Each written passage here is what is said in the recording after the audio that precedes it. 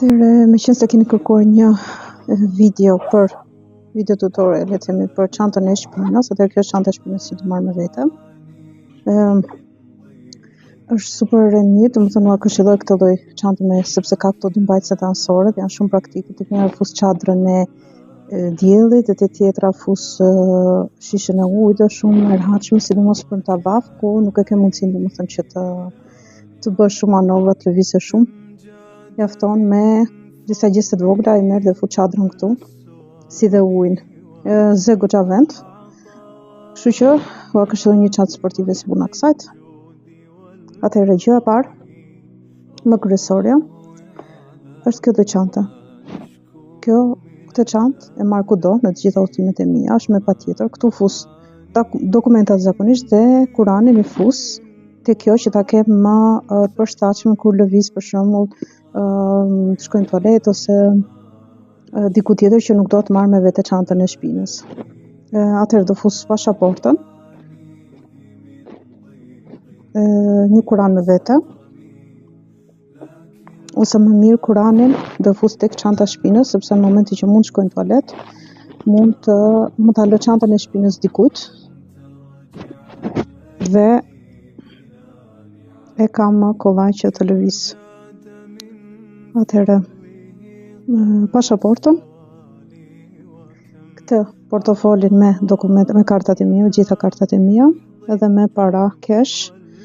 Ky lloj portofoli këtë e marr gjithmonë me vete në udhtim, sepse këtu fus hekurat, lekët hekur, që mos të përzihen, ngatrohen me parat e tjera. Kaq për këtë çantën që marr me vete. Çantën e dokumentave që këtë. Dhe fus tek çanta e shpinës, një libër me dua. Libri ishte super, sepse kishte të gjitha duat profetike që kanë ardhur me argument, edhe në arabisht edhe në turqisht. Libri me dua që të duhet për gjithë umren. Një libër për të lexuar. Kam vendosur të marr këtë librin nga Haifa Yunis. Është në turqisht, po s'ka problem.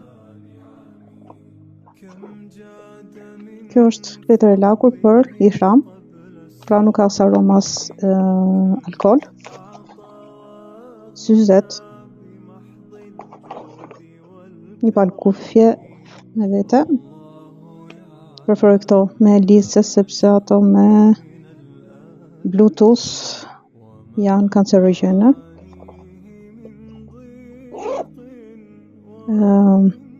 Do marr kolonia, po kolonia kujdes të jetë më pak se 100 ml, domethënë e kam gati nga fundi, dhe me qenë se do shkoj si fillim në Stamboll, dhe pastaj do hyj në ihram, nga Stambolli do hyj në ihram, atëherë nuk është problem që ta marr këtë me vete. Gjatë kohës që do udhtoj, e përdor shpesh si quhen këto? Zbutës për buzët me aloe vera, made in Switzerland. Mikrofonin bashkë me atë USB në vet. Një sexhadë udhëtimi, këtë kam marrë numre, kam bler numre në Mekë. Kjo është shumë e rehatshme sepse gjatë udhëtimit do të ndalojmë disa vende, 2-3 vende për namaz, për të falë namazet rrugës. Është e hollë, e lehtë, shumë praktike. Një çantë kështu cope, edhe kjo është goxha praktike. Kjo duhet për çdo rast, nëse do më duhet të transferoj gjëra nga çanta ose do më duhet të bëj pazare, i fus te kjo çanta. Ua këshilloj një nga këto termosat. Janë super, madje është e njëjta markë e kësajt. Janë super për udhtim sepse nuk ta marrin ujin nga aeroporti, domethënë vetëm të kërkojnë të pish pak nga uji dhe mund ta mushësh plot me 0.5 mililitra dhe 0.5 litra dhe nuk të duhet që të edhe mos konsumosh duke bler shishe të ndryshme, mjafton ta mbushësh këtë. Por edhe nuk pinë shishe plastike, është healthy dhe nuk ta hedhin në aeroport, nuk ta marrin. E fus këtu, si dhe një jastik për udhtim, për avion. Këto elastiqet janë super sepse janë multipërdorshme, jo vetëm për në avion për qafën, unë këtë zakonisht të përdor edhe për e vëm bise gjate, në hap kështu dhe vë dy gjunjët këtu, do të thënë nëse ke probleme me gjunjët kur falesh.